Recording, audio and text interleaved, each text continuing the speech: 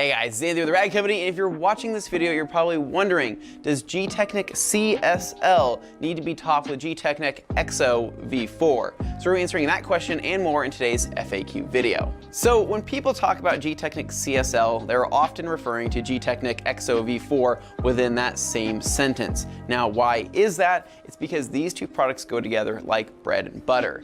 Now, CSL is going to be a standalone ceramic coating. It has great hydrophobic properties on its own. It feels slick, it looks fantastic, and it's very, very durable. This is the real deal. We tell people that CSL is a very easy to use coating for people that are new to coatings or about intermediate level at coating applications. So this is not quite their pro grade that they offer with CSU, but CSL is going to be 80% of what CSU is, but being just a little bit easier to apply. But keep in mind, this is still some serious shit, guys. This stuff will dry and harden and leave high spots. So you kind of have to know what you're doing when it comes to applying a coating when it does come to CSL.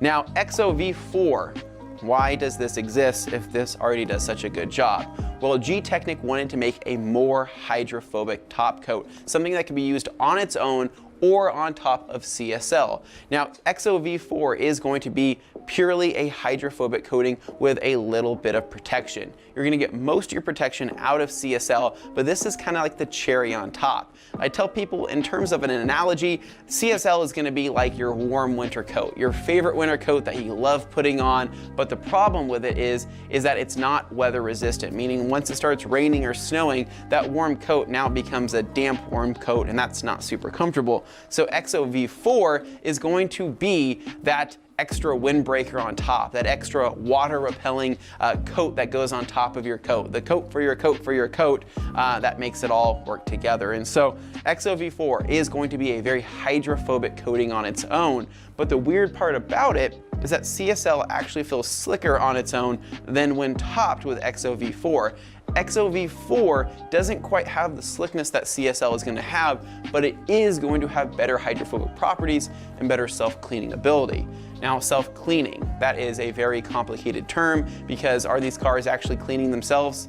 Absolutely not. We're not that far advanced yet in technology or products, but maybe here in the future. Self-cleaning is typically referred to as the contact angle of which that coating is and how water is going to behave on that surface. And so typically when you have a dirty car and you have a good high contact angle, like 112 degrees that EXO V4 has to offer, the second that water lands on that surface, and let's just say that surface has some dirt on it, that water is now going to bring all of that crap off of that car, right? It's going to basically pull off that water, it's going to sheet that water, it's going to bead all of that nasty stuff on your surface and simply fall off. And so that's where the self-cleaning properties really come into play. It is not literally a self-cleaning coating. But in terms of being a consumer-based coating, this is hands down one of the best on the market. Seriously, in terms of longevity, in terms of durability, in terms of gloss and the way it looks, this stuff is the real deal. And I tell people all the time that if you can get your hands on both of these and apply both within that same time frame, you've done it. You've ceramic coated your car for a very, very long time. CSL is your base coat. It's going to have good hydrophobic properties, but not as good as EXO V4. You top it with EXO V4, you're losing a little bit of that slickness upon initial application, but in the long run, better hydrophobic properties, better beading, better sheeting, better things when it comes to water activity on the surface. So hopefully that kind of helps. You don't have to use both, but we recommend using both because that's how you're gonna get the most longevity. And if you're putting in all of that work for polishing and coating your car, might as well go the extra step and top it with this here.